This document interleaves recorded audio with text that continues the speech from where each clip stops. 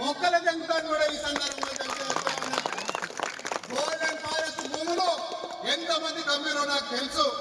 అన్ని కూడా రీసర్వే చేపిస్తా, పాటలు శబ్దాలు పెడతారు, అనేకమైనటువంటి చేసి బాగా పంచి ఈ యొక్క డబ్బులు సంపాదించుకొచ్చి ఈ రోజు తాగుపిచ్చి 5,000 ఇస్తా 10,000 ఇస్తా అనేది పక్కన పెట్టండి. మరి 15 సంవత్సరాలు నీకు పవర్ ఇస్తే 30 సంవత్సరాల నుంచి ఇల్లు కట్టుకుంటే ఎందుకు నెమ్మది లేదు? సమాధానం చెప్పాలి. ఆ రోజు గ్రామ పంచాయతీ ఉన్నప్పుడు నెమ్మది ఎందుకే లేదు? ఇప్పుడంతా మున్సిపాలిటీ అయింది. అంత ముందుకు నీ చేతిలో పనే కదా. అట్ట పెట్టాడు, అందరిని కూడా టంగాయించి పెడతాడు. చేస్తా అంటాడు, చేయడు. ఇప్పుడే కాశమ్మ తిరుగుతుంటే బెదిరించిందంట కాశమ్మని. నీ అయ్యా దాగి రాది ప్రభుత్వ భూమి 25,000 పెట్టుకొని ఆయన కలాట్ చేసిరంట. సిగ్గుండాల మీకు. నిన్నటి వరకు మీ రాజకీయం నడిచింది, రేపటి నుంచి మీ రాజకీయం నడవని చెప్పి సందర్భంగా చేస్తా ఉన్నాను.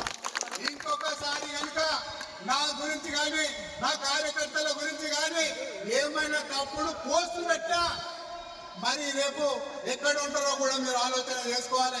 ఏదైనా ఉంటే మీరు ప్రజలకు ఏం చేస్తారో చెప్పండి. ఇల్లు ఇప్పిస్తారా, ఇంటి నెంబర్లు ఇప్పిస్తారా, రేషన్ కార్డులు ఇప్పిస్తారా, రోడ్లు ఇప్పిస్తారా, ఉద్యోగాలు ఇప్పిస్తారా? అది చెప్పుకోండి. అది చెప్పకుండా ఆయన అట్లా ఈయన ఇట్లా, ఆయన ఇయ్యడు, ఆయన ఇచ్చేస్తాడు, అన్ని టోకన్ మాటలు. అన్ని కూడా నీకు సీట్లు ఇప్పిస్తా ఇప్పేమను, 3 లక్షలు ఇచ్చి ఇప్పుడేమను, అన్ని కూడా మటన్ షాపులు కూడా నేను ఎలక్షన్ తర్వాత ఇస్తాను. పరిస్థితి మీది. ఈరోజు డబ్బులు ఉండొచ్చు, మా దగ్గర లేకపోవచ్చు. మానవత్వం ఉంది, చేసే గుణం ఉంది.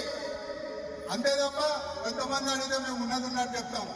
మాకు లేనివి ఉన్నట్టు, ఉన్నాయి లేనట్టు చెప్పే పరిస్థితి మాకు అవసరం లేదు. మేము ఉంటాం. ఏదైతే ఉన్నాయో పెండింగ్లో పిల్లలపల్లి కాలువ కానీ, లైబ్రరీ కానీ, గుడి కానీ, ఒడ్రాయి పండుగ కానీ, చివరికి ఎవరైనా చనిపోతే కాష్టాల గడ్డ కూడా లేదు.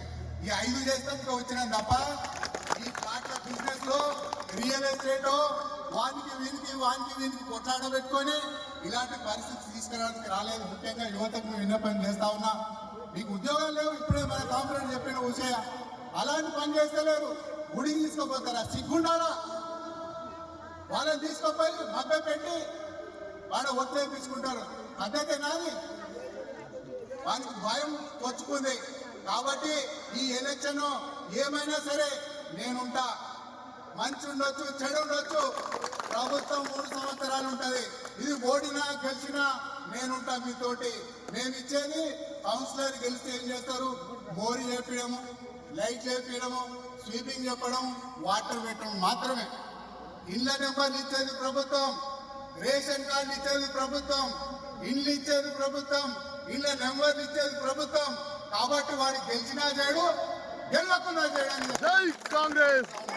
కాబట్టి మీరందరూ కూడా ధైర్యంగా ఉండండి. నేను మీకున్న ఫోన్ చేస్తే 1 గంటన్నరలో వస్తా. ఆ లోపల అందరూ వస్తారు అధికారులు. అన్న ఉన్నాడు, మాజీ ఎంపీపీ, మన దగ్గర ఉన్నటువంటి అందరూ కూడా నాయకులు. సురేందర్ కూడా చదువుకున్నాడు, ఎంటెక్ చేసిండు, ఒక ఇంజనీర్. ఈమె కూడా బిఎస్సీ చేసింది. ఇల్లు ఉంది, మిల్లు ఉంది, ఇక్కడనే పుట్టిండు. వీడు పోయి చౌకపల్ల కాంటాక్ట్ చేయొచ్చు. వీడు ఇక్కడ ఉన్నారంటే ఇక్కడ పోటీ చేయొద్దంట. ఇదేక్కడ న్యాయం? ఈ రోజు వచ్చిన మాట మేము ఊరికి. నీ చరిత్రతో మాకు తెలియదు, కానీ మాకంటూ ఒక చరిత్ర ఉంది ఈ ఊర్లో. మా అయ్య స్వాతంత్ర సమరయోధుడు, మా తాత మాలి పటేల్.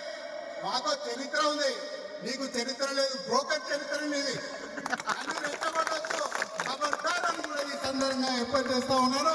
రాబోయే రోజుల్లో చేతి గుర్తు ఓటేసి అత్యధిక మెజార్టీతో లావణ్య గారిని అత్యధిక మెజార్టీతో గెలిపియాలి. ఎవరికి భయపడతాను కూడా ఈ సందర్భంగా తెలియజేస్తూ, అన్న ఇన్ఛార్జ్ వచ్చిండు, 1 నిమిషం మాట్లాడవలసిందిగా కోరుతాను.